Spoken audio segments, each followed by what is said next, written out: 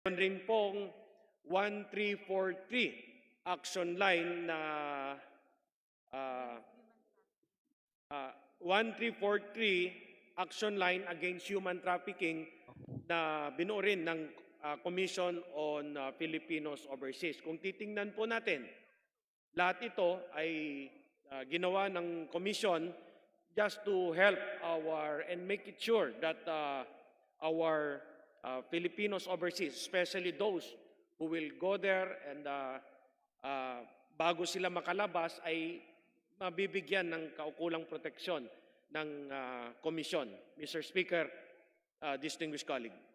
Thank you, Mr. Sponsor, Mr. Speaker. Panghuli na lang, gusto ko lang po makahingi sana ng dokumento kung ilan na yung mga kaso na nai-report dun sa binanggit yung I believe that would be a hotline 1343 para rin po makita yung extent kung gano'n na ba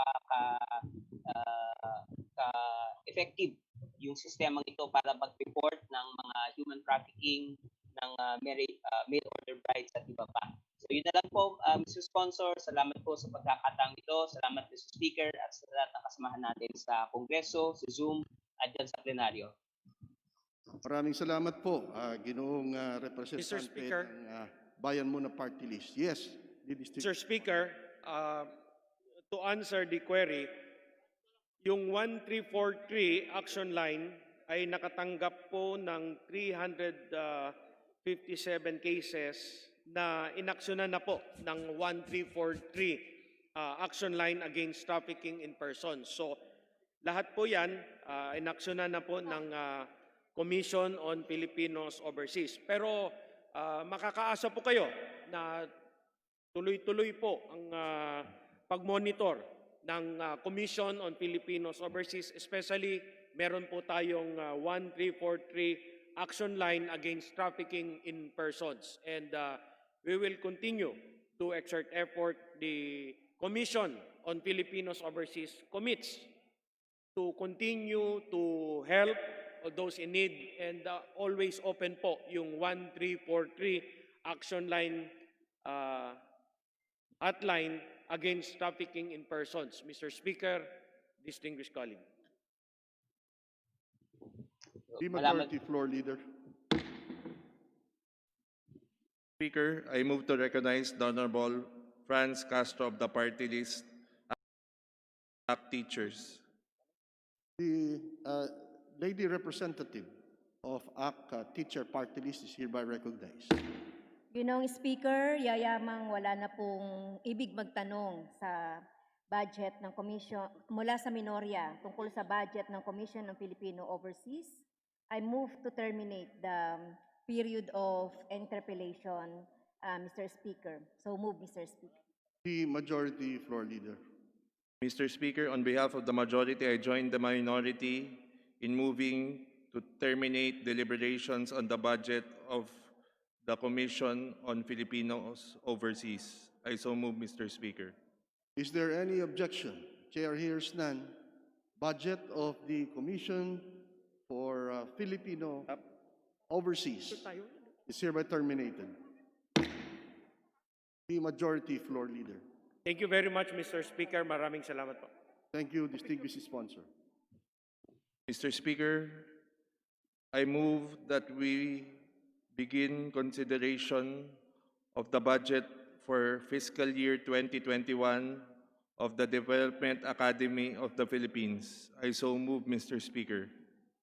Is there any objection? Chair hears none. Motion is hereby approved. Majority Floor Leader. Mr. Speaker, may we recognize the Development Academy of the Philippines family headed by Attorney Engelbert Caronan Jr., Pagdalena L. Mendoza, Alan Cajes, Monina de Armas, and Natalia Barawidan. The House of the People welcome the Development Academy of the Philippines family. Mr. Speaker, I move to recognize the sponsor for the budget of the DAP, the Honorable Sandro L. Gonzales of the party list Marino. The honorable sponsor, the distinguished sponsor, is hereby recognized. Mr. Speaker, I move to recognize the Honorable Ferdinand Gaite, who will interpolate on the party list, Bayan Muna, who will interpolate on the said budget. The honorable gentleman from Bayan Muna Party List is hereby recognized. Thank you, Mr. Chair. Thank you again to our colleagues in Congress and Zoom. Salamat. May ilang katanungan po ako sa Development Academy of the Philippines kung pahintulutan ng ating kagalang-galang na Congressman Sandro, sponsor ng budget ng DAP for Fiscal Year 2021.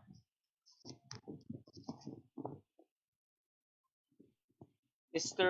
Speaker, Mr. Sponsor, bago po ako magsimula, chine-check ko po yung Inventory of Government Human Resource ng CSC as of May 2020. Paki-verify lang po, tama po ba na 265 ang bilang ng kawani ngayon ng DAP? Ito po yung mga plantilla positions sa naturang ahensya. Mr. Speaker, Mr. Sponsor.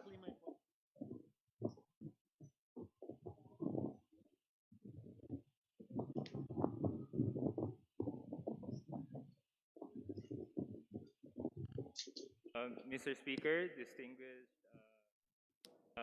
Congressman Gaite, tama po yung number ninyo na 265. Salamat po. Tapos ang ilan po, tama din po ba ng kabuuan bilang ng ating mga JOs, Job Orders Contract of Service ay 262 based sa same data na nabanggit ko, source data na nabanggit ko, Mr. Sponsor, Mr. Speaker.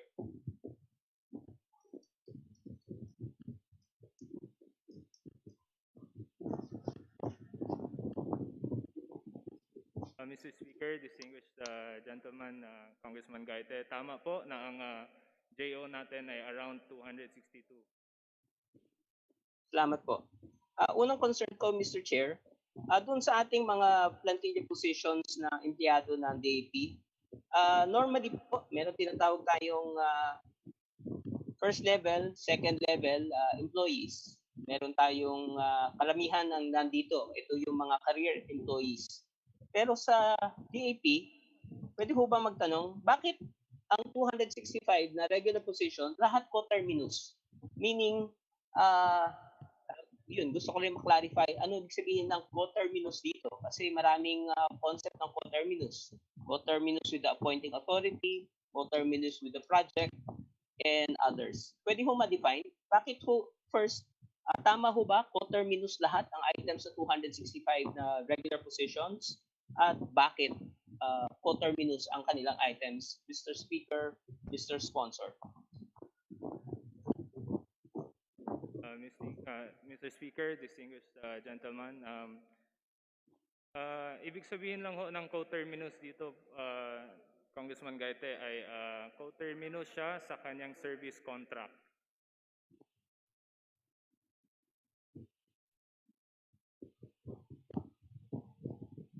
Salamat po. So essentially po, yun po yung co-terminus with the incumbent, with the co-terminus with the project. Dahil may term limit yung kanyang employment. Tama po ba yun? So mayroong hangganan ang kanyang kontrata. Tama po yun, Mr. Sponsor, Mr. Speaker?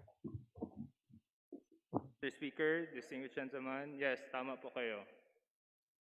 Medyo nagtataka ako dahil normally po sa mga government agencies, hindi ho naman talaga nakatakda na merong co-terminus with the terms of the contract, meaning may limitation.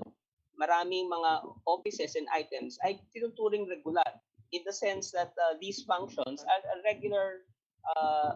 regular functions of the agency or the office na tulad ng ating administrative offices, yung ating mga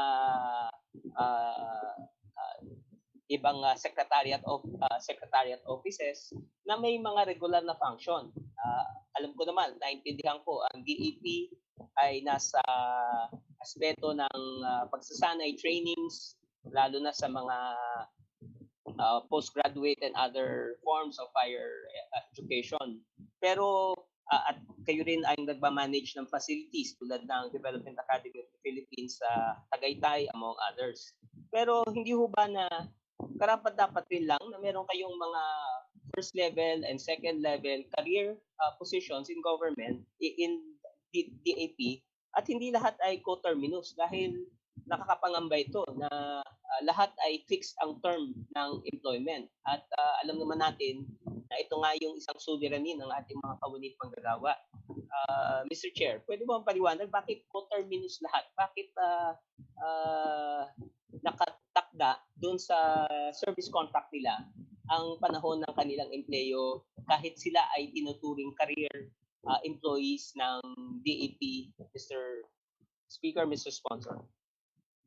Mr. Speaker, distinguished colleague, dahil ho sa nature ng trabaho ng DAP, ang kinaiiba ho niya sa ibang ahensya ng gobyerno ay sila ho mismo ay project-based rin kung ano. Ang kanilang kinikita at pang-cover ng kanilang operating expenses ay based din ho sa kanilang projects na nakukuha. Kaya magkaiba ho sila sa ibang government agencies. At wala silang level 1 at hindi galing sa GAA yung pangsweldo nila. Thank you, Mr. Chair. Ngunit sa pag-intindi ko, ganyan rin ang katayuan ng ating mga government-owned and controlled corporations, government financial institutions at iba pa na may marami-rami sa kanila ay hindi umaasa sa budget galing sa national government. But right now, as I understand, meron dahil may support rin naman na binibigay sa mga GOCCs na hindi kakayanin batay sa kanilang revenue generation or other service fees na kinukolekta para makapag-hire ng empleyado. Pero this is the first time that I saw an agency na lahat 100% ng empleyado ay coterminous. Kaya medyo kakaiba ito at nagtataka ako na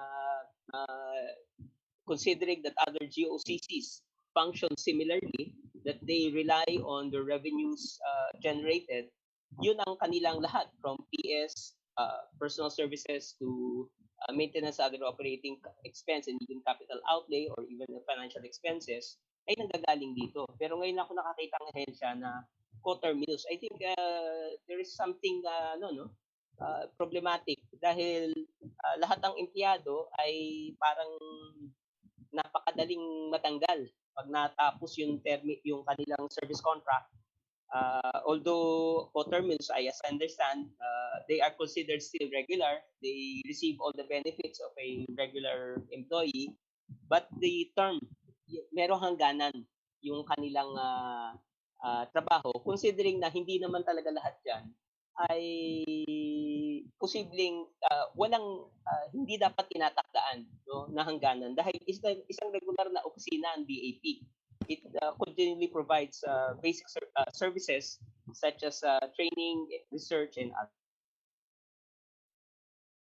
So, yan po isang concern ko. Kung kaya papasok na po ko sa ilang mga katanungan, hinggil rin sa pinabot sa amin ng mga empleyado ng naturang ahensya na nangangamba sila na hindi lamang yung mga regular o mga plantilla holders na empleyado nakarating sa amin na hindi na raw i-renew o ito-terminate raw ang kanilang services due to loss of revenues and reduced operations because of COVID-19.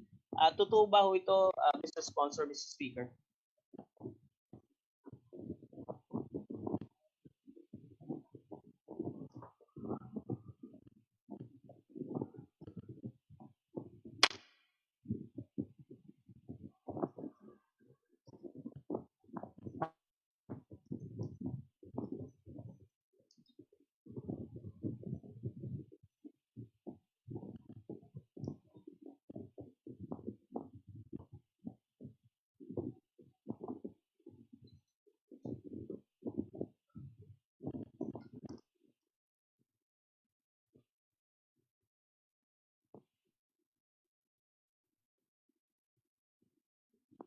Mr. Speaker, distinguished colleague, wala ho talagang budget ang DAP with regards to their PS, but to let you know, they are now aligning themselves with yung tinatawag nila ora-ora ng civil service para ho maaksyonan itong nabanggit ninyo, Mr. Speaker. So, salamat po Mr. Sponsor. So, sa tanong ko pong totoo bang may nagkakaroon ng tanggalan due to loss of revenue and reduced operations, Mr. Sponsor, Mr. Speaker?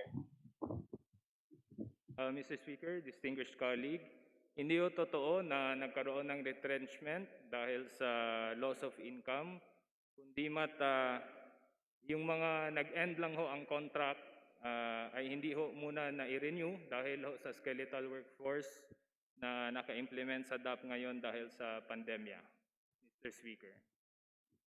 Salamat po. Kahapon po na-interpellate ko rin po yung ilang ahensya ng gobyerno tulad sa DSWD at natanong ko rin po lalo na yung ating kasi ang binabanggit po dito both plantilla and non-plantilla holders, meaning yung mga nabanggit ko mga 265 na coterminous at yung 262 na JO at COS are now similarly situated in the sense na at sabi nila bagamat wala pa raw tinatanggal pero sabi nyo nga pag natapos yung kontrata nila, I would like to know when, ang sabi nila by the end of December marami sa kanilang i-terminate. Tama po ba yan, Mr. Speaker, Mr. Sponsor?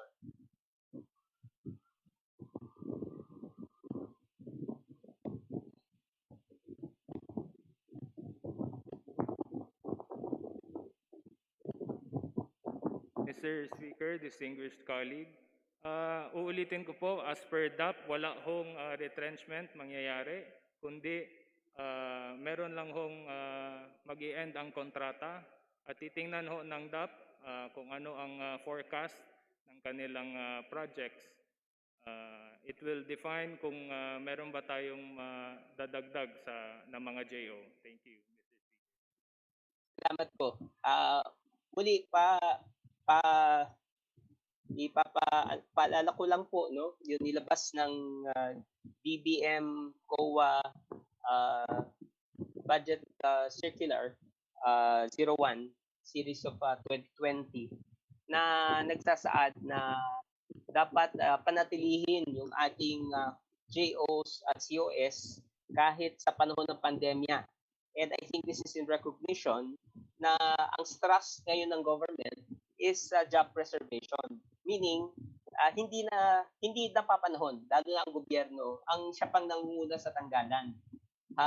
Dito sa Bayanihan 1 at Bayanihan 2, ilang ulit po natin binabanggit na napakahalaga na ma-retain ang mga trabaho para hindi na mangailangan pa na yung government ang mag-provide ng subsidy o ayuda para rin kahit paano yung supply side yung ng ekonomiya may panggastos sa mga manggagawa lalo na sa mga batayang pangangailangan ay magawa pa rin sa panahon ngayon. So I do not see a congruity where government itself will be the first entity na siya pa ang mangunguna sa tanggalan. Kaya po kahit na sinasabi niyo walang retrenchment pero hindi na siya i-renew after a certain date, and essentially that is the yan rin ang idudulo kung hindi na rin sila i-rehire muli. At sabi ko nga, ito na nga yung problema ng fixed contract na sistema na ginagawa na coterminous with the contract or the project ang lahat ng empleyado ng DAP. Kaya Mr. Chair, mga ilang pang katanungan sa kasalukuyan, kaya bang ituloy pa rin at para ma-avoid yung termination o non-renewal ng personnel, posible bang i-continue pa ito ng yung services nila, lahat ng personnel as of August 21, 2020 para hanggang matapos ang taon dahil nakakapangamba kasi meron na pong binanggit na ganito, no? Kailangan po na sana may commitment na i-continue pa rin ang services nila. Kung tulad na nabanggit nyo, nangangailangan ng pondo, magkano ho ba pala ang hinihingi ng DAP para sa 2021? Meron ho bang request for assistance for funding ang DAP sa kasulukuyang budget for 2021, Mr. Chair?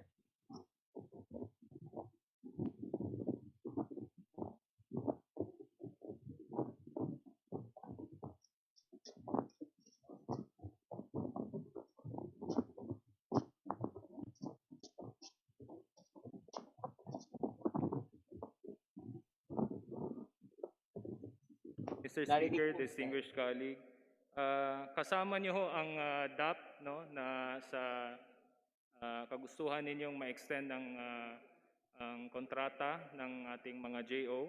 At ang hinihingi lang ho nila is sana ho yung hinihingi nilang additional projects sa national government kung saan nanggagaling ang pangsweldo nila ay ma-approve, no? At para ho din sa kaalaman ng lahat, katulad ho nung Tagaytay operations nila, kahit ho walang trabaho, ay patuloy pa rin ho ang sweldo at benefits ng ating mga kasama doon sa DAP Tagaytay. Thank you, Mr. Speaker. Salamat po, Mr. Sponsor, Mr. Speaker. Magkano po yung hinihiling ng DAP para masustain ang kanilang operations batay sa GAB, Mr. Sponsor, Mr. Speaker?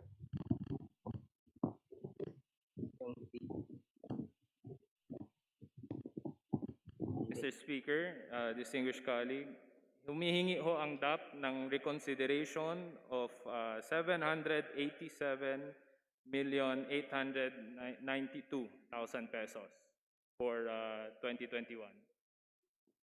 Salamat po, Mr. Sponsor, Mr. Speaker. And I believe kakayanin kahit pero tama, dapat dagdagan para ma-ensure na yung ating mga empleyado ay makapag-continue ng kanilang service.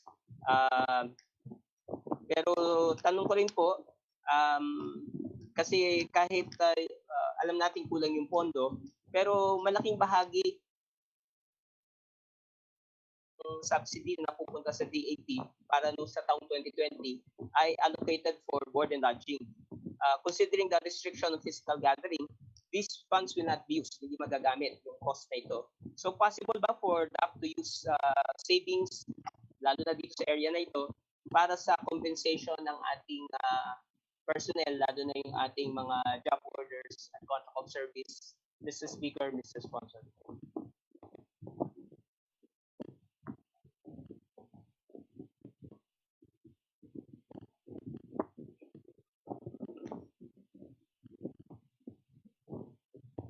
Mr. Speaker, distinguished colleagues, as per DAP, tinitingnan ho nila ang kanilang retained savings at other earnings para ho, magamit ito sa pang-cover ng kanilang operating expenses.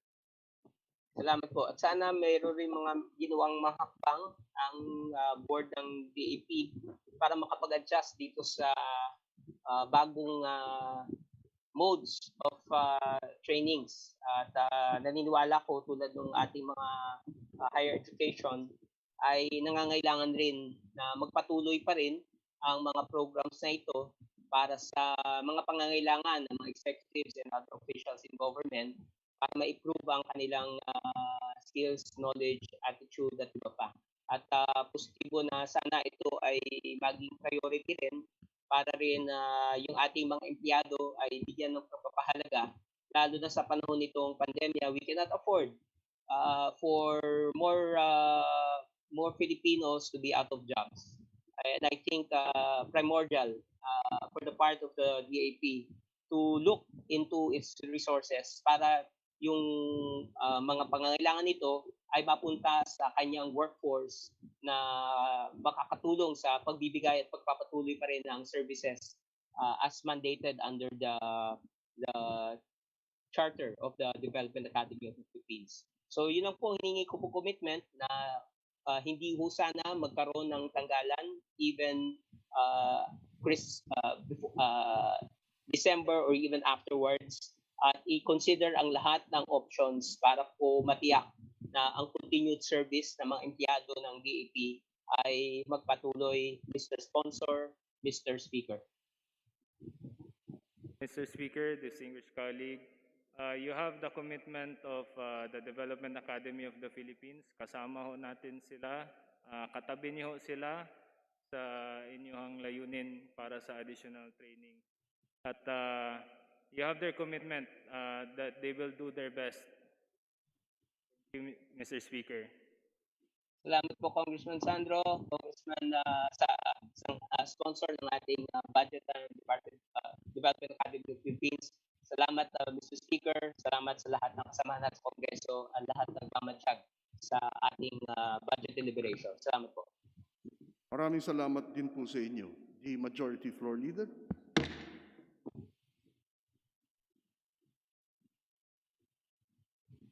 Mr. Speaker, may I recognize the Honorable Franz Castro of the party list ACT Teachers. The distinguished representative from ACT Teacher Party List is hereby recognized. Mr. Speaker, inasmuch as there is no other member of the minority bloc who wish to interpellate the budget of DAP, I move to terminate the interpellation, Mr. Speaker. The Majority Floor Leader. Mr. Speaker, on behalf of the majority, I join the minority in moving to terminate deliberation and consideration of the budget of the Development Academy of the Philippines. I so move, Mr. Speaker. Is there any objection? Chair hears none. Termination of the consideration of the budget of Development Academy of the Philippines is hereby terminated. The Majority Floor Leader.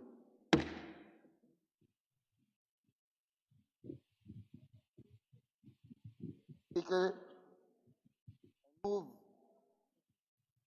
I move to consider the proposed budget for state university and colleges and Commission on Higher Education. So move, Mr. Speaker. Is there any objection? There being none, motion is hereby approved. The Majority Floor Leader. I move to recognize the sponsors, Representative Paul Dasa and Representative Luis Campos, Jr. of the 2nd District of Makati.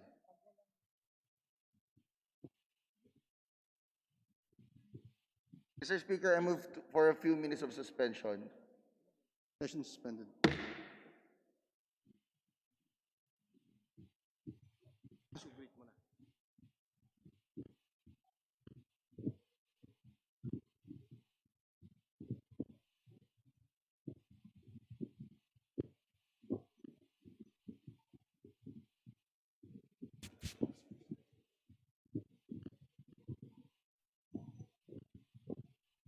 Session resumed.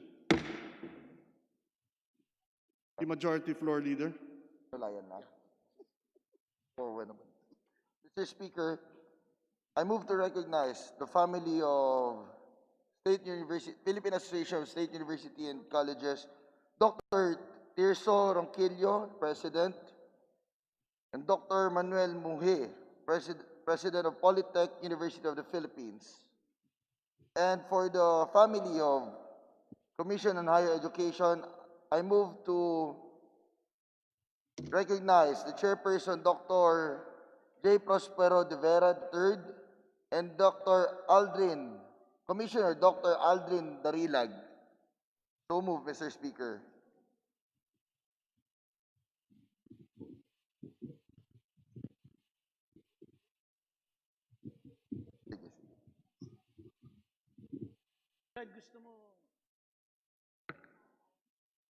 Is there any objection? Chair hears none. Motion is hereby approved.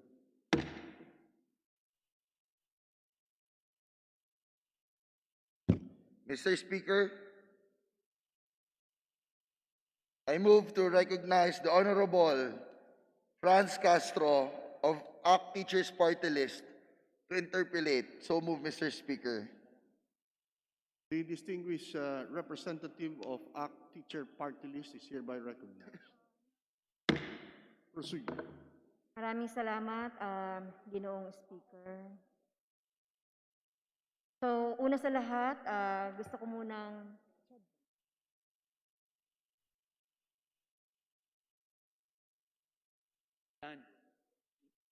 a minute suspension, Mr. Speaker. Session suspended.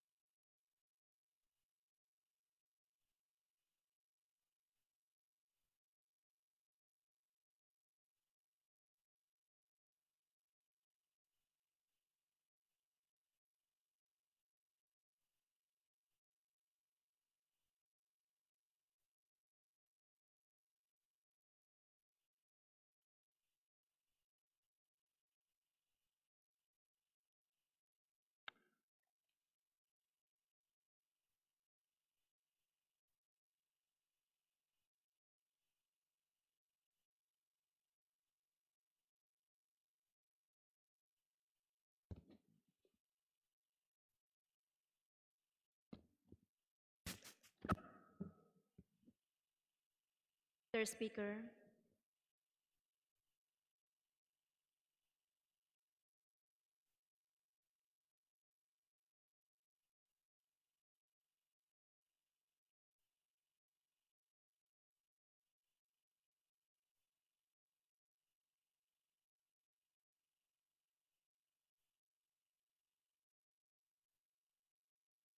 Session is resumed.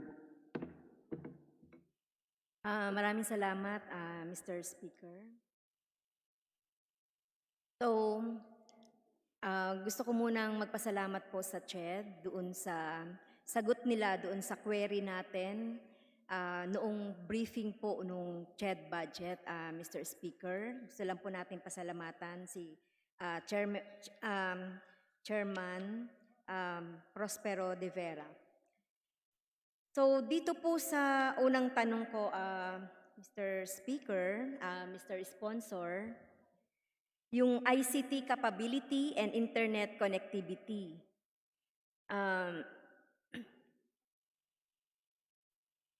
Gusto ko lang, Mr. Speaker, i-relate ang dalawang item sa ilalim ng DICT, free internet Wi-Fi connectivity in public places, and free internet Wi-Fi connectivity in SUCs.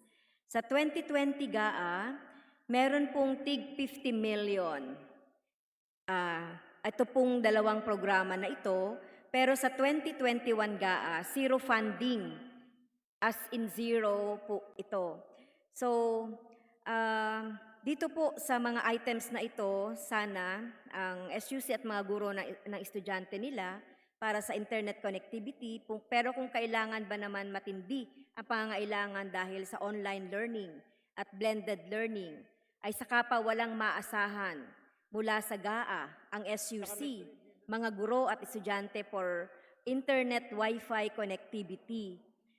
So ano po yung, Mr. Speaker, Ginoong Sponsor, yung malaki po ang magiging epekto nito, no, doon sa blended learning. Pwede po bang makuha yung komento at rekomendasyon ng ating sponsor kaugnay po nitong zero budget po dito sa free internet Wi-Fi connectivity?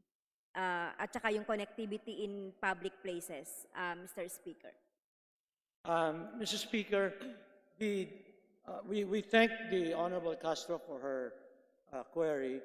DICT has 2.4 billion pesos. And in the Bayanihan 2, if we will recall, the SUC are supposed to do a capability survey with the CHED and DILG, and depending on the information that they share, meron pong additional 3 billion sa Bayanihan 2 na pwedeng ma-access ng mga SUC. Ito po yung 3 billion mula sa Bayanihan 2. Tingin po ba, Mr. Speaker, ng ating butihing sponsor ay sasapat po ito na pwedeng pang-support dito sa internet connectivity ng mga SUC? Kasi kahit po mga faculty members ay talagang nagrereklamo rin po, Mr. Speaker. So paano po natin, tingin po ba ng sponsor, Mr. Speaker, ay sasapat na ito? Mr. Speaker, I actually share the same concern. In fact, because in Region 8, hindi po kami immune dun sa problema ng connectivity. Ang pangako po ng DICT is by year end on the free Wi-Fi, the access. And I think the 3 billion and plus the 2.4 billion and 5.4 should be enough na ma-address po yung mga concerns natin. At idadagdag ko po, Mr. Speaker, na the individual SUCs also have their own individual budgets, and as approved by the Board of Regents, many SUCs are also providing support to address the connectivity and also the gadget concerns for the faculty, staff, and for the students also, Mr. Speaker. Iba po rin, Mr. Speaker, ginawang sponsor, meron po kasing 2.7 billion na off-budget fund for 2021. Ito po yung nanggagaling sa Spectrum Users Fees. So, ito, dagdag po ba ito doon sa Bayanihan 2 na binabanggit nating funding para sa internet? Kasi sinasabi po ng ating presidente ng SUC, doon din po sila kumukuha para magkaroon ng internet sa lahat ng mga SUCs, kaugnay po noong sa mga operations ng SUC po. Iba po ba ito yung Spectrum Users Fees? Nagagamit po ba ito ng ating mga SUCs? Mr. Speaker, the Spectrum User Fee is the fee imposed by the NTC to telecom providers. Sa pagkaalam po of this representation, that yun po yung binabayad ng mga providers sa NTC, which goes to the national coffer. So, hindi po yan na-access ng mga SUC. Other than, ang alam ko po, yung 2.4 tsaka yung 3 billion na nasa Bayanihan 2. Okay, so nakakalungkot po hindi po pala pwedeng magamit ito ng ating mga SUC. Bagamat sinasabi din po ng mga SUC, problema talaga yung internet connectivity. So yung buong 2.7 billion na maibibigay para sana sa mga SUCs natin, pero siyempre, Mr. Speaker, ginong sponsor, duda rin po ang kinatawang ito, lalo na sa sinasabi kamakailan ng DICT na ibababa nila yung Spectrum Users Fee. Ang binibigay na dahilan ay para ma-encourage daw ang mga maliliit na telcos na pumasok sa home internet services. Hiwalay pa yung issue dyan kasi ng mga mangilan-ngilan na mga maliliit na telcos. Ang meron, mga higanting telcos at sila lang ang mga makakamenos sa pagbaba ng Spectrum Users Fee. So, menos sa gastos na higanting telcos, pero bababa ang singil ng Spectrum Users Fees and consequently, bababa din na maibigay natin na panggastos. So, Dahil sinabi po ng DICT kahit papaano po ay pwedeng magamit ito. So sinasabi niyo po ba na hindi ito pwedeng magamit ng ating mga SUCs? Partly? Mr. Speaker, actually, we support the contention of my esteemed colleague na ang pagkaintindi ko po na dapat mabawasan yung mga spectrum user fee para po makapasok yung mga maliliit na mga provider. And I believe she's correct. In fact, I support her contention, but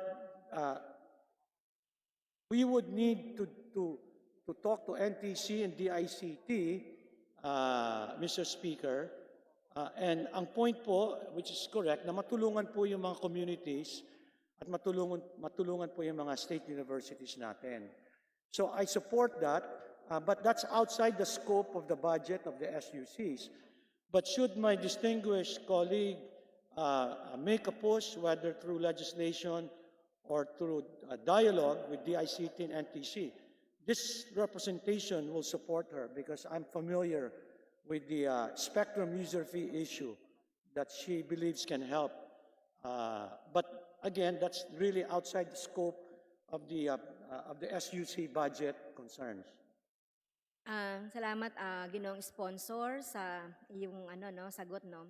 Mr. Speaker, para po sa representasyong ito, isa ang proposals for zero, para po sa proposals for zero budget for internet in public places and zero budget for free internet and in SUCs sa mga inustisyang kailangang itama ng kongresong ito.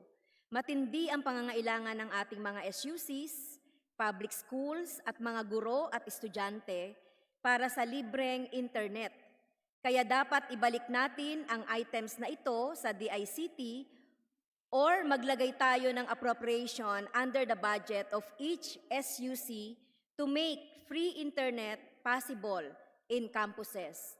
We note that in previous years, our SUCs have reported that only around 60 plus SUCs are serviced by free Wi-Fi programs of the government. Ang ibig pong sabihin nito, Mr. Speaker, Ginoong Sponsor, kulang ang kung anuman ang nasa GAA at yung off-budget funds dati. Laging may deficiency. We have 112 SUC that share in those appropriation and off-budget funds. Ngayon, yung off-budget na lang ang ititira, di lalong magkukulang. Ang sabi nga, Mr. Speaker, sa batas, Section 18, sa kanyang appropriations, the amount necessary for the immediate and effective implementation of this act shall be charged against any available funds of the DICT and the NTC and the National Privacy Commission. Thereafter, such sums as may be necessary for the implementation of this act shall be sourced from the FPIAF. So any deficiency in the budget requirements for the implementation of this act shall be included in the annual General Appropriation Act. Ibig sabihin, Mr. Speaker, Ginoong Sponsor, mandato sa atin dito sa Kongreso na budgetan ang free public Wi-Fi sa SUC and public places. So, sumusuporta po ba ang ating sponsor na ibalik po yung tinanggal na budget ng DICT para po maisakatuparan ang free Wi-Fi sa mga SUC and public places dahil ito naman po ang pangangailangan ng ating new normal sa kasalukuyan. At alam po natin, itong ating kasalukuyang kalagayan ay hanggang next year pa ito. So, pumapayag po ba ang ating buting sponsor na naibalik natin itong tinanggal na budget dito sa free Wi-Fi and sa mga SUCs at saka mga public places? Mr. Speaker, we support the contention of the Honorable Castro because we believe it is a problem on the connectivity at we're hoping that this will improve as promised by the DICT in another separate committee hearing. So, supportado po kami dyan. So, if the Honorable Castro will make a motion or a letter at the appropriate time. This sponsor will support her request. Maraming salamat, Mr. Sponsor, Ginoong Speaker. So in due time po, we will make an amendments to the budget of the DICT for our SUCs and our public. Okay, next issue po, Mr. Speaker. This regards to the free higher education. So, sa kamakailan po, nagkaroon po tayo ng ang kinatawang ito kasama ni Representative Sara Ilago ng konsultasyon po sa PASOK. At sinasabi po ng PASOK President, dati daw kasi diretso naming nakukuha sa mga bata yung ibig sabihin po yung dahil nangongolekta po ng tuition, so direkta pong nakukuha sa bata yung para doon sa mga operations, sa mga SUC. So ito po yung bago magkaroon ng RA 10931, diretso sa SUC. So bakit ngayon may RA 10931 na biglang nagkaroon ng middleman? Isang sistemang mayroong middleman ay walang basihan sa batas na ipinasa dahil sa mahabang kampanya ng education sector para sa mas mataas na subsidy mula sa gobyerno para sa tertiary education. Binaligtad ng Free Higher Education Law yung decades-old system kung saan galing sa estudyante yung pondo para sa operasyon ng SUC at bahala ang SUC na punan yung kulang.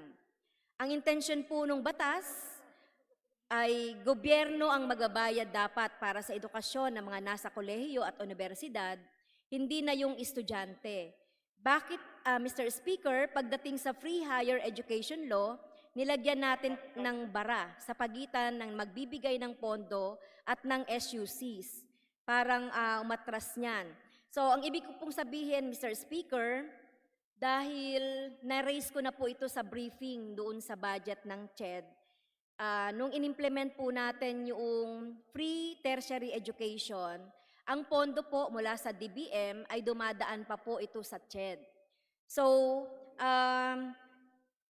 sa totoo lang, Mr. Speaker, Ginoong Sponsor, nasasaad po sa Section 15 ng batas ng Free Tertiary Education on Appropriations, the amount necessary to carry out the provision of this Act, specifically Section 4, 5, 7, and 8, shall be included in the annual General Appropriation Acts and shall be appropriated under SUCs, the CHED and TESDA, in accordance with the provision of this Act. So, ang tanong ko lang po, Mr. Speaker, ang ating po bang sponsor ay, matanong ko lang po ang opinion muna o recommendation ng ating sponsor, kaugnay dito sa Section 15 na ito dahil nagkakaroon po ng bara minsan yung flow po ng pondo mula sa DBM, dadaan pa po ito sa CHED, bago ito ibibigay sa mga SUCs.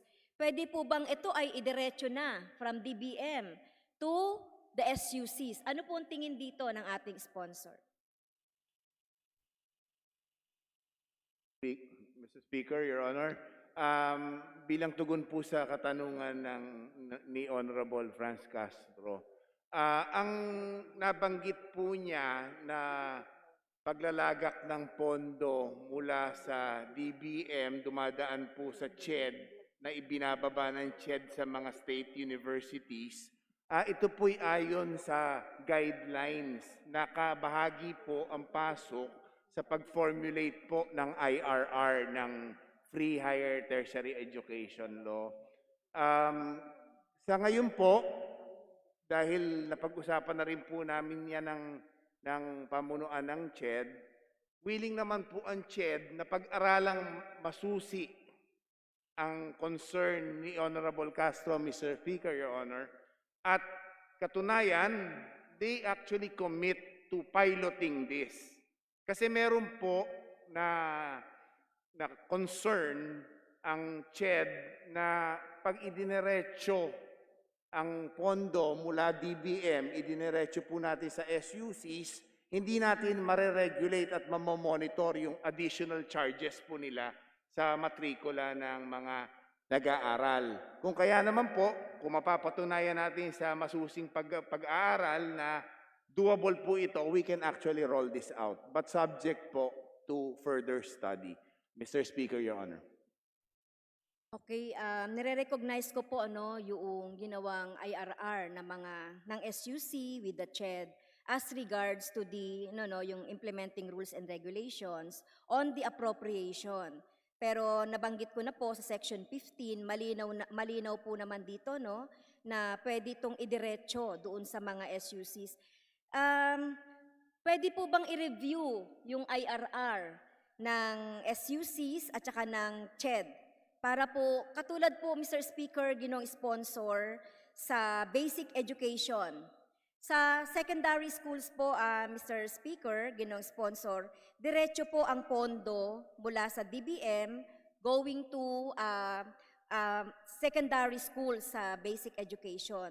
Para hindi na po ma-delay yung paggamit ng pondo. Kasi, kagaya na sinabi ko po nung briefing, ilan po sa mga sinasabing mga problema ay yung kapag delayed po yung pondo, yung kanilang paggastos doon sa mga operating expenses, ay talagang may pending. Yung pag-hire din po ng mga tinatawag nating mga needed na mga personnel ay talagang hindi rin po magawa. So yan po yung mga naging experience natin sa nakaraang 2 taon ba or 1 taon na pagpapatupad nitong free higher education. So, pwede po bang mag-commit yung ating sponsor na matulungan natin ang CHED at ang SUC para po sa sinasabi ko pong suggestion na maidiretso na sa mga SUC itong mga pondo na ito para sa free higher education. Mr. Speaker, this representation commits to further study along with CHED the recommendations of the Honorable Castro. At saka pwedeng na busisiin, bibigyan po ng CHED si Representative Castro ng kopya ng guidelines na sinasabi natin. Mr. Speaker.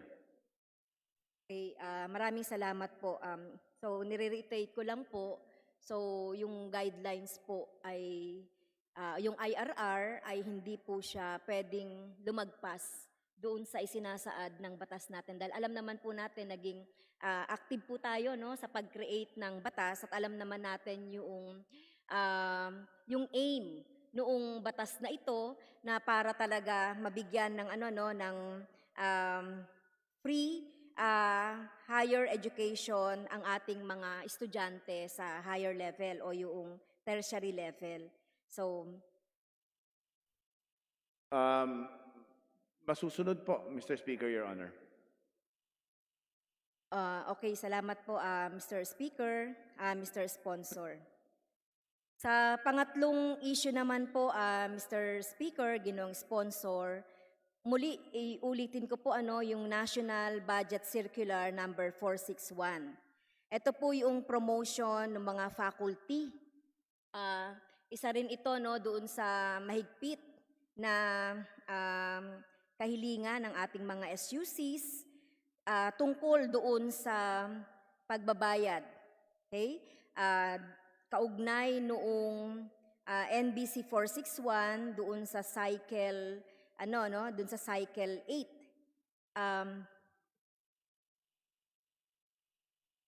Dito po sana ibigay na report sa atin ng ng ating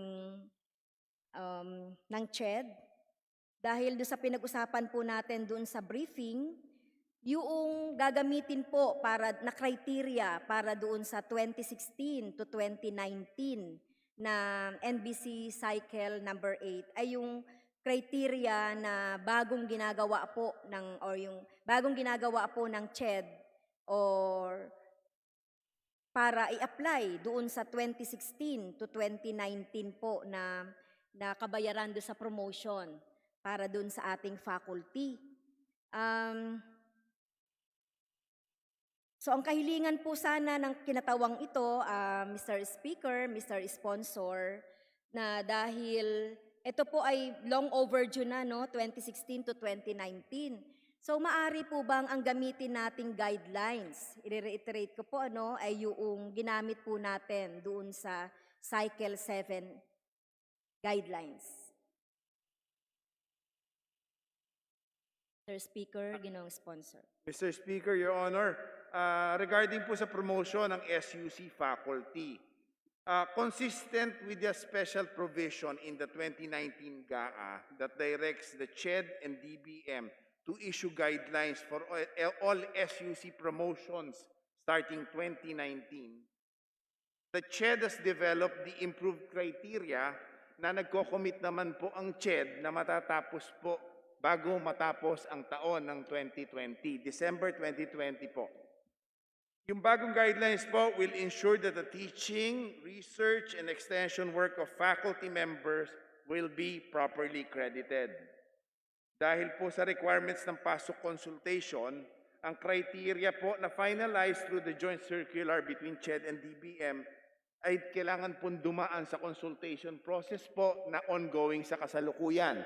At nagko-commit nga po muli ang CHED na tatapusin natin itong guidelines by December of 2020. Mr. Speaker, Your Honor. So pwede po bang maitanong sa Ginoong Sponsor, doon sa sinasabi ninyang consultation with our SUCs, so kailan po ito naganap, yung pinaka-latest po, at ilan na po yung consultation with our SUCs? Kaugnay nitong Cycle 8.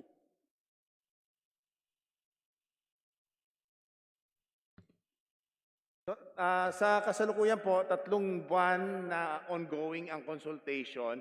Ang mga SUCs po kasama sa pag-draft ng original na guidelines. Kung kaya naman po kailangan kasama din sila kung may mga amendments po itong original na guidelines na ito. Mr. Speaker, Your Honor. Okay, so napansin ko lang po dun sa dun sa sagot po nung ating ng CHED doon sa NBC 461 Cycle 8. So yung evaluation process nakalagay sa number 3 na proseso, appropriate evaluation instrument for students and supervisors to measure the performance of concerned faculty. So ito po ay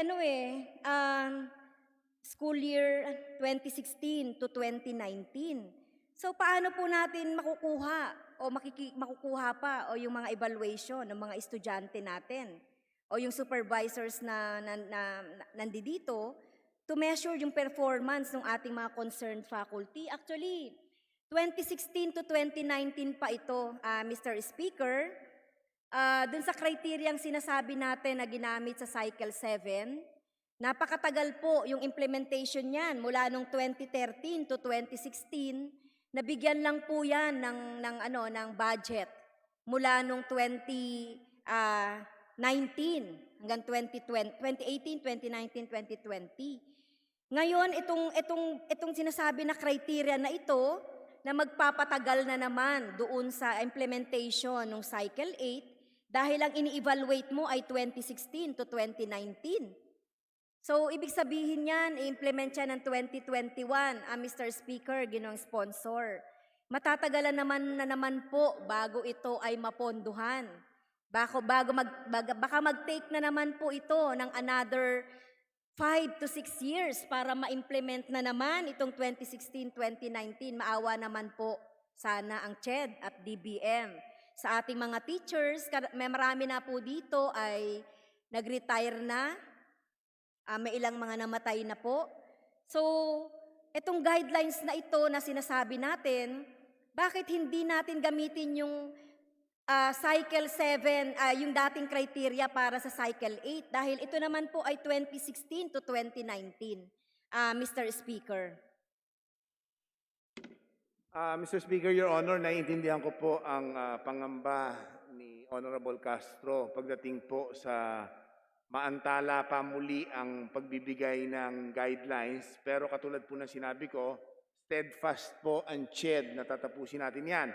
And according to the administration of CHED, as far as practicable, Mr. Speaker, kung ano po ang pwede nating i-retroact dun sa mga beneficiaries na teachers at saka recipients nitong mga promotions, i-retroact po natin as far as practicable. May mga bagay po kasi na hindi talaga natin pwedeng gawin yon. Pagdating po sa mga retirees na, it will be done with the approval of DBM, pero pag-aaralan na rin po, pinag-usapan na po namin, pag-aaralan na rin po pati retirees makover kasi may funding requirement po yan kung retirees po ang bibigyan natin ng retroactive promotion. Mr. Speaker, Your Honor. Nalulungkot po ako, Mr. Speaker, ginong sponsor, dahil ito po, siguro nung 17th Congress pa natin itong nire-raise na issue kaugnay noong promotion sa ating mga teachers sa SUCs. At ngayon po ay 2020 na, inabutan na po ng pandemya. Still, ganun pa rin po ang sagot ng CHED. Okay? So ito na lang po, liwanagin niyo po sa akin, halimbawa, yung appropriate evaluation instrument for students and supervisors to measure the performance of concerned faculty. So ibig sabihin niyo po ba, hanapin niyo pa yung mga estudyante nila mula noong 2016 hanggang 2019 para evaluate si faculty para dito sa pagpapatupad ng Cycle 8. Paano po niyo gagawin yun, Mr. Speaker? Mr. Speaker, Your Honor, katulad po ng binanggit ko kanina, as far as practicable, gagawin po natin, katulad ng mga sinasabi ng Honorable Castro. At saka po, mabanggit ko lang na December of 2019, yung huling round po ng mass promotions ng teachers. Mr. Speaker, Your Honor. Opo, tama po, Mr. Speaker, ginong sponsor. Pero yun po yung sa doon sa pinaglaban natin na napakatagal na, yung 2013 to 2016, yung Cycle 7. So kaya nga, kagaya nga ng sinasabi ko kanina, it would take na naman ito ng ilang taon bago na naman ito maponduhan ng DBM. At yun na nga, parang ang mangyayari dito, aanihin pa yung damo kung patay na yung kabayo. So marami na po yung mga nag-retire at namatay na. At sana po, so ang commitment po ng CHED ay hanggang end of the year ng 2020 bago matapos ito. So ito po ay matamang babantayan ng kinatawang ito, yung mga criteria at yung IRR kaugnay nung pagpapatupad ng Cycle 8. Makakatulong ko po ba dito ang sponsor sa bahaging ito? Mr. Speaker, Your Honor, buong puso ko pong tutulungan ang Honorable Castro. Kung hindi niyo po na itatanong, ako po ay apo ng teacher at principal. Kung kaya naman po naiintindihan ko ang mga guro, mga tunay na bayani po ng bayan niya mga yan. At ako na po mismo ang magfa-follow up sa CHED na yung guidelines ay talaga pong matapos ng 2020 para sa promotions, para mapondohan din po natin yan sa 2021. Mr. Speaker, Your Honor. Sa ilang mga consultation, meron po bang nakatakdang consultation pa ulit? Pwede po bang makasama ang kinatawang ito, kasama na po ang sponsor, para makita po natin yung proseso ng paggawa po ng IRR? Mr. Speaker, Your Honor, pwede pong sumama sa consultation. Bibigyan po ng imbitasyong formal ang kinatawan. At pwede din po, at gagawin na actually ng CHED na mag-submit ng full report sa House Committee on Higher Education, Mr. Speaker, Your Honor. Thank you, Mr. Sponsor, ginong Speaker. Yung last na issue ko po, Mr. Speaker, ginong Sponsor, yung tungkol naman po sa ROS. Ito yung ROSS Bahagi din po ang ACT teachers doon sa pagtutulak na ito po ay mapondohan. Ito naman po, Mr. Speaker, ginong sponsor, yung para sa mga non-teaching personnel, yung promotion at pag-create ng mga plantilla positions para po doon sa ating mga non-teaching personnel. For a background, Mr. Speaker, ginong sponsor, for more than 30 years, hindi binibigyan ng budget ang SUCs para makapag-promote sila ng mga non-teaching personnel. Ang nangyayari tuloy, ginagamit ang savings para makapag-hire ng contractuals. Kaya ang mga SUCs, ang ilan sa mga ahensya na pinakatalamak ang ENDO, napipilitan ng SUC administrations kasi otherwise, lalong lalala ang understaffing pati na rin ang overwork ng mga current personnel. Napansin naming may 18 SUCs ang binawasan ng MOOE nila, may total na 19,128,000 ang cuts. At isa sa mabigat na epekto noon ay mababawasan lalo ang kapasidad ng SUC na mag-hire ng mga non-teaching staff. Meron silang tinatawag na revised organizational structure and staffing standards for SUCs o yung ROS noong 2016. Gaya ng nasabi ko na ipasok sa GAA ng ACT Teachers Party List ang funding for additional plantilla position.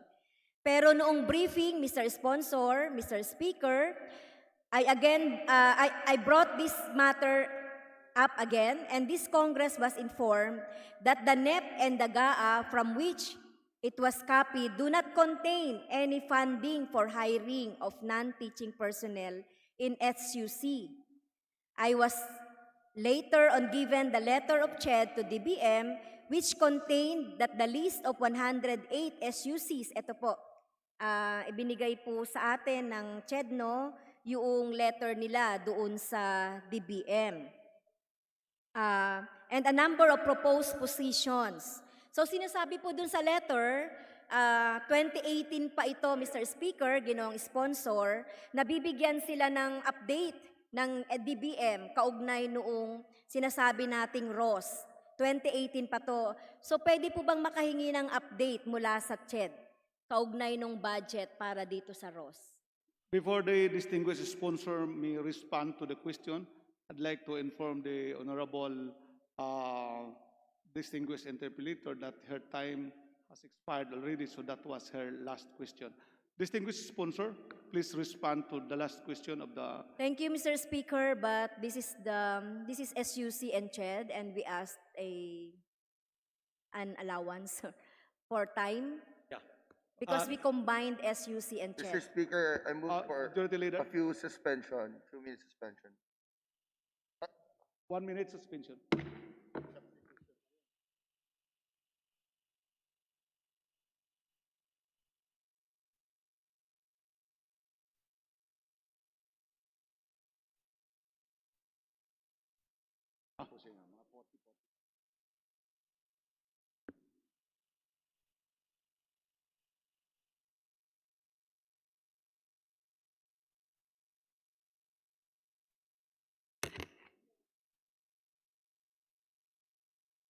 Session resume.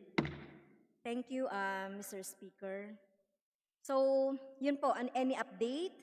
At magkano po ba yung kailangan sa ngayon dito para mapondohan natin, Mr. Speaker, ginong sponsor, yung ROS? Ito, another injustice naman ito, dun sa ating mga non-teaching at saka sa mga SUCs natin na talagang namamaluktot na para doon sa pondo. Magkano po ba, Mr. Speaker, ginong sponsor, yung kinakailangan nating budget? Baka pwede nating erase dito sa 2021 budget for amendments. The distinguished sponsor, please respond. Mr. Speaker, Your Honor, 13 billion po sa estimate ng CHED ang pangangailangan para dyan sa ROS. Mr. Speaker, Your Honor. So, Mr. Speaker, ginong sponsor, so pangunahan po ng kinatawang ito na mag-file ng resolution para po at makakatulong po ba o tutulungan po ba ako ng sponsor, Mr. Speaker, so that itong 13 billion na kailangan dito sa implementation ng ROS ay maipatupad na po sa taon ng 2021, Mr. Speaker. Willing po ang inyong kinatawan na pumirma sa resolution at ang CHED po ay magbibigay ng closest approximation ng budget para mailakip po natin maipaloob po natin sa resolution na pag-aakdaan po ni Honorable Castro, Mr. Speaker, Your Honor. So, maaari po bang malaman yung timeline? Pwede po ba within this week maibigay po ng CHED yung kinakailangan natin na funding requirements kaugnay dito sa ROS, Mr. Speaker, Ginoong Sponsor? Yung data po ay as of 2018, pero po adjusted for projected increases in the inflation rate at saka sa paglaki po ng organizational structure, gagawa na lang po ng approximation na lalapit doon ang CHED, Mr. Speaker, Your Honor.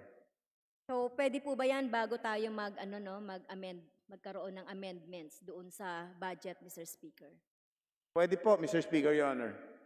So, with that assurance, Mr. Speaker, okay na po ako dyan dito sa item number 4 na concern po natin. At inaasahan po natin yung words ng ating sponsor para po sa budget ng CHED at ng mga SUCs at makatulong po tayo sa kanila, sa mga faculty, non-teaching at sa budget po ng ating mga SUCs para sa pagpapatupad ng new normal o para sa pagpapatupad po ng bagong kasalukuyang kalagayan po ng sitwasyon po ng ating bansa. Maraming salamat, Mr. Speaker. Maraming salamat, Ginoong Sponsor. Maraming salamat po, Mr. Speaker, Your Honor. Honorable Castro. Thank you very much. The Majority Leader. Mr. Speaker, I move to recognize the Honorable Mark Go of the Lone District of Baguio. So move, Mr. Speaker. Representative Mark Go. Sorry. Yes. Yes, Mr. Chair. The Honorable Marco, with your kind indulgence, I'm still recognizing the Majority Leader. Majority Leader?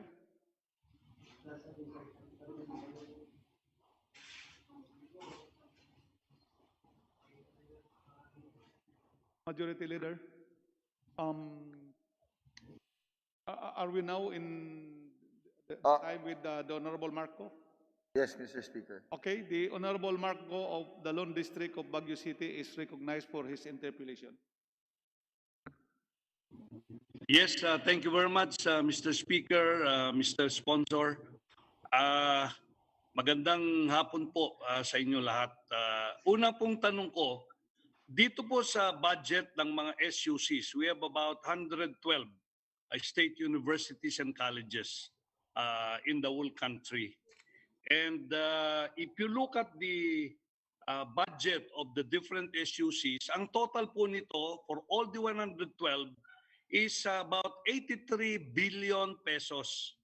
I would like to know from our sponsor, Mr. Speaker, kung magkano po yung budget nung 2020 nung 112 na SUC sa buong bansa.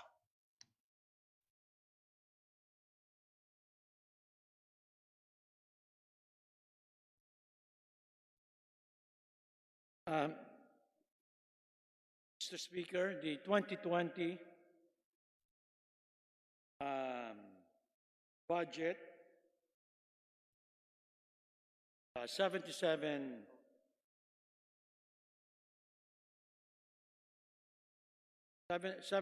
billion pesos, Mr. Speaker.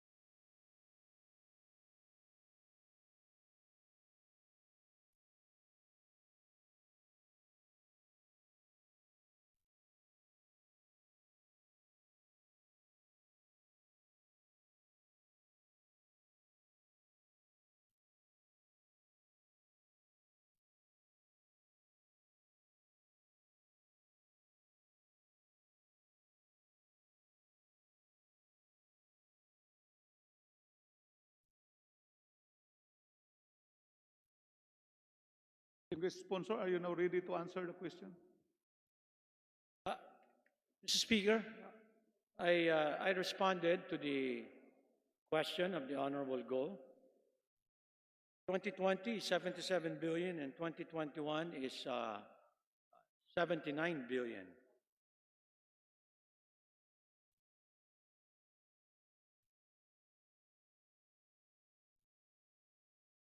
The Honorable Marco, are you still online?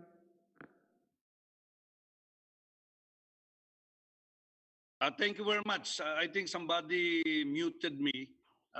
So it's not 83 billion, it's 79 billion.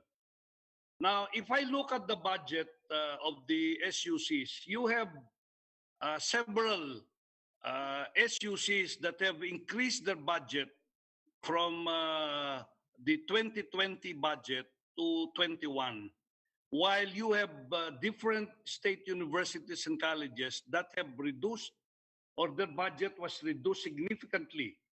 If you look at the list of the state universities and colleges with negative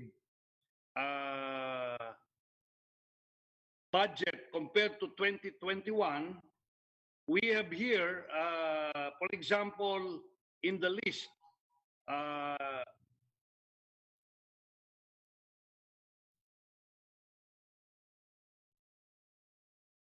we have, let's say, Surigao State College of Technology. They have a negative budget in compared to 2021 of 19%. Mindanao State University, 20%. Tarlac Agricultural University, 21%. Davao Oriental State College of Science and Technology, 26%. Down the line, Catanduanes State University, 30%. Southern Philippines Agribusiness and Marine and Aquatic School of Technology, 39%. Batangas State University, 43%. Bulacan State University, 49%. And Rizal Technological University, 28%. I would like to know from our sponsor, what is the reason why the budget of these state universities that I just mentioned have their budget have been reduced from the compared to the 2020 budget, Mr. Speaker, Mr. Chair, Mr. Sponsor. Mr. Speaker, in general, the DBM considers the utilization ratios and disbursement. There's a possibility that the SUCs mentioned by my distinguished colleague had low utilization in the prior years. And in general, that would be the case, Mr. Speaker. Mr. Speaker, Mr. Sponsor, you know, when I talk with the different state universities and colleges, what they're telling me is because of the difference in the fiscal year of our budget and the school year of the different state universities and colleges. Just for example, 2020, the start of the semester or the school year is in August and ends the following year. And our fiscal year starts in January. And this is always a problem that we encounter when we deal with the different state universities and colleges. The difference between our fiscal year with that of the start of the school year. And because of that, every year, you can see the absorptive capacity of our state universities is always lower compared to what is given to them as the budget, Mr. Speaker, Mr. Sponsor.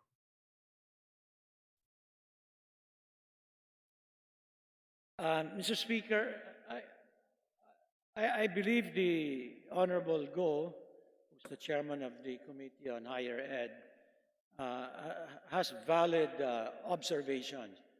But having said that,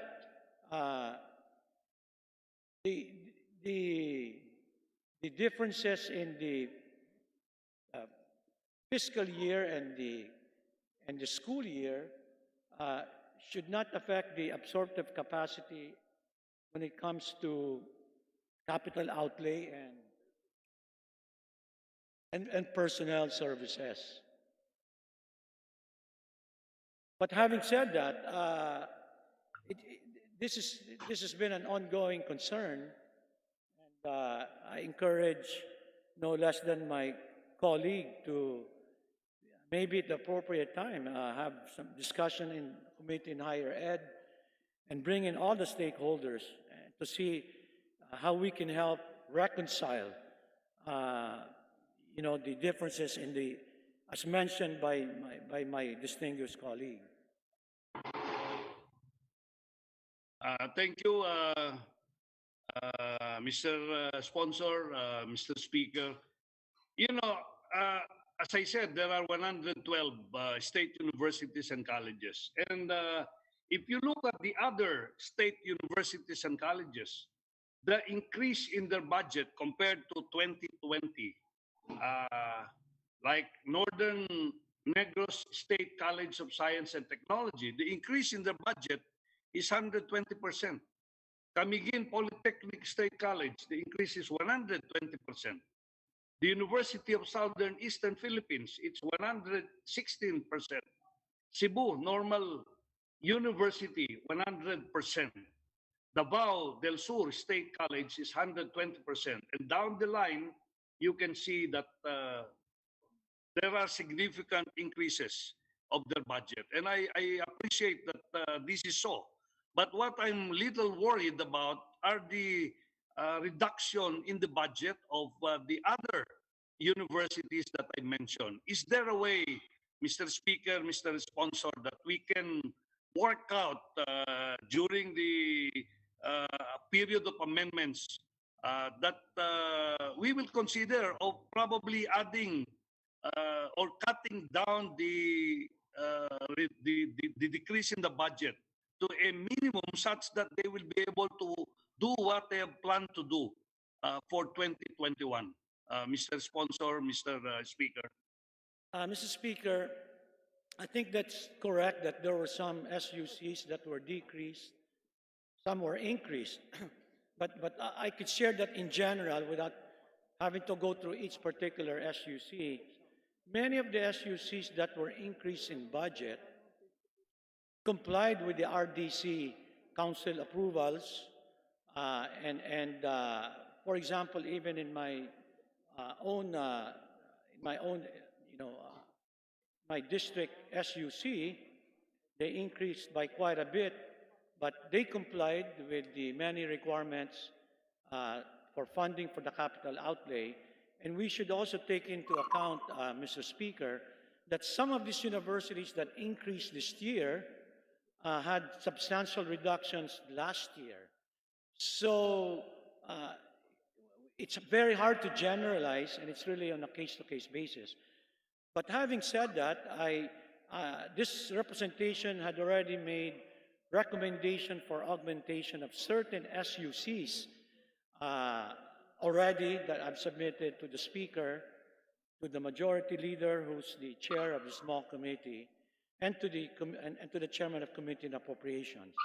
So if the Honorable Chairman of the Committee on Higher Education has more recommendations, we would entertain that and would be gladly work with the Honorable Go in finding equitable solutions as we see that's reasonable to pursue, Mr. Speaker. Yes, Mr. Speaker, Mr. Sponsor, we will make the appropriate recommendation for some of these state universities and colleges and discuss with you these items so that probably we can include this when we go into the period of amendments, Mr. Speaker, Mr. Sponsor. Yeah, thank you, Mr. Speaker. Thank you to my esteemed colleague.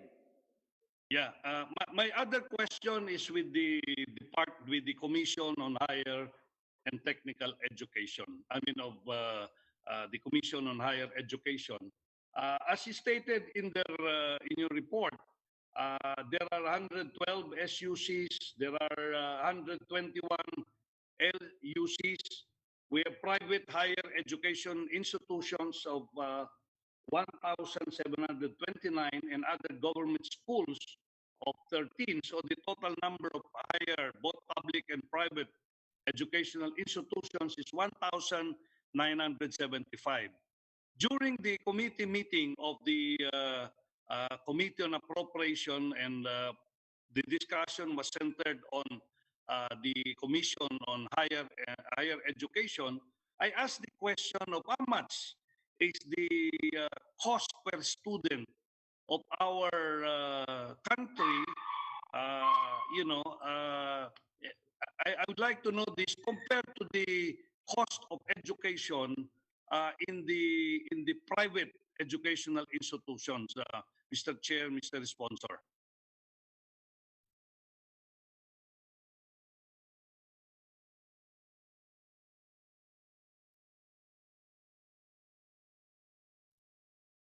Mr. Speaker, for the state universities and colleges, we can very easily average it out and do the math.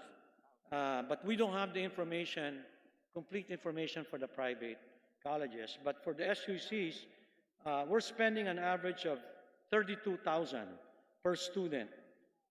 In our SUCs, the last time we did the statistics, 2-3 years ago. Okay, now I ask this question, Mr. Speaker, Mr. Sponsor, because we have a lot of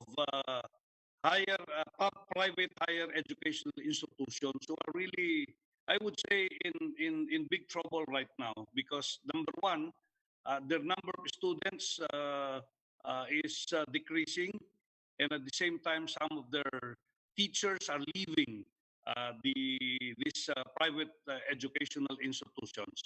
Now, will it be considered by CHED if and when we determine the actual cost of the government per student who are studying state universities and colleges, that we come out with a program where the students can choose now if they want to enroll in a state university or enroll in a private university, so that the support that the government gives to students who are enrolling in public educational institutions can just decide to enroll in a private educational institution, and the amount that is spent by the government per student in a public educational institution can be given this amount and enroll in a private educational institution. Will that be acceptable to CHED or to my colleagues in Congress, colleges?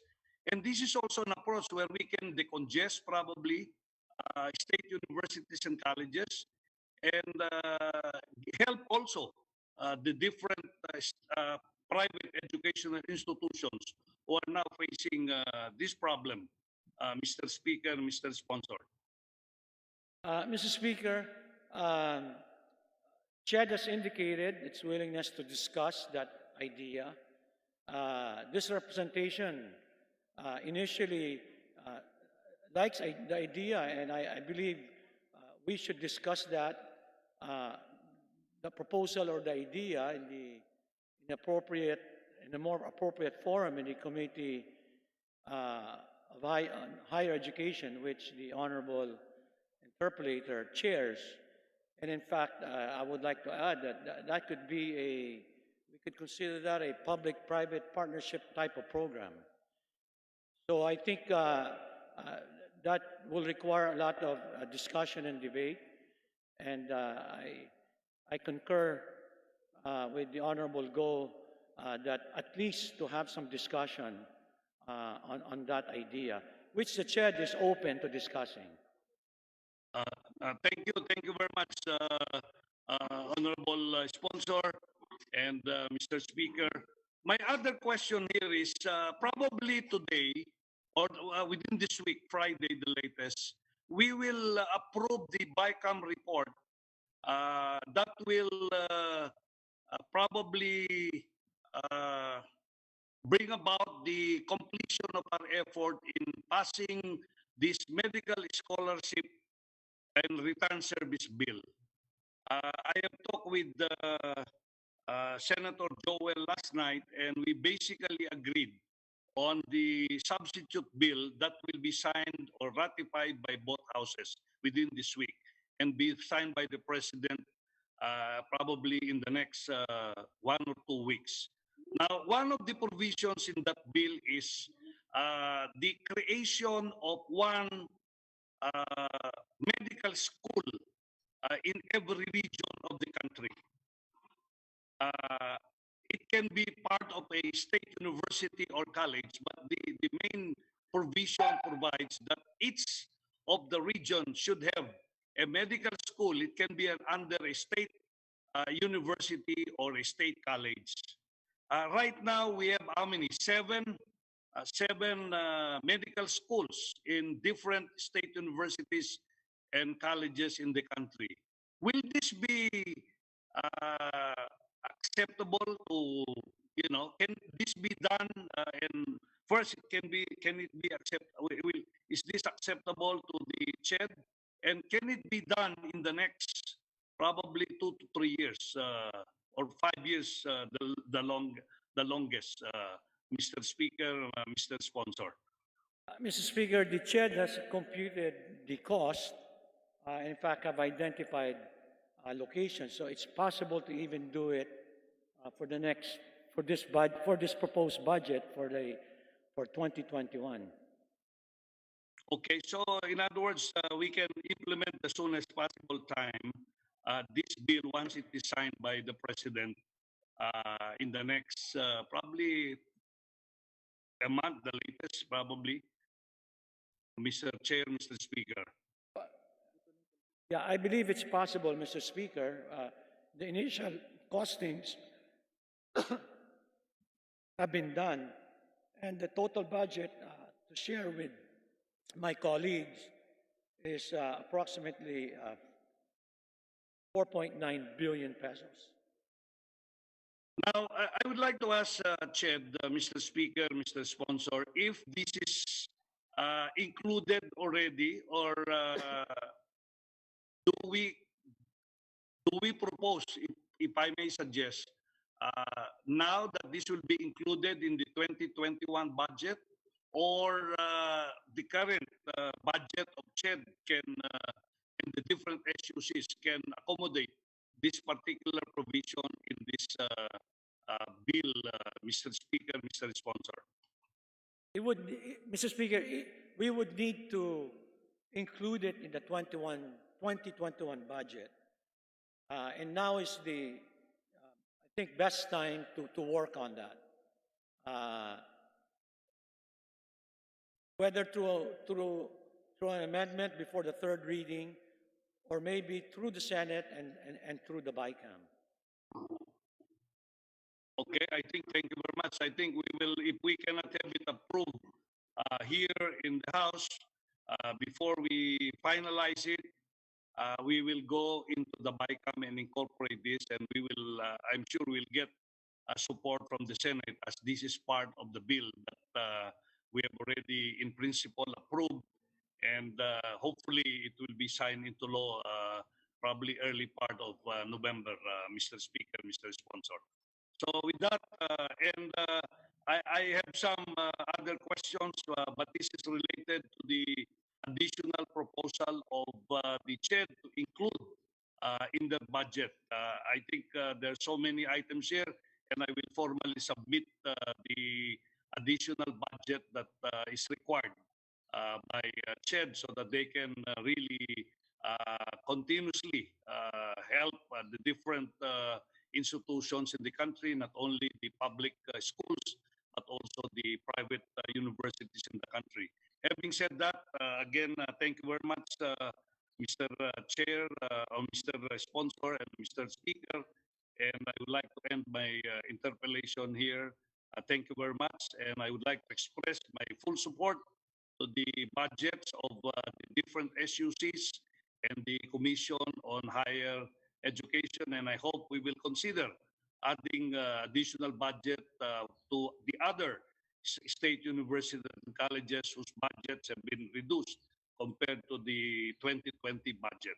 So again, thank you very much at magandang hapon po sa inyo lahat. Mr. Speaker, thank you for the interpolation of the Honorable Go. And let me add that I have already asked the CHED to write to the Committee on Appropriations, and we will include our esteemed colleague in the CC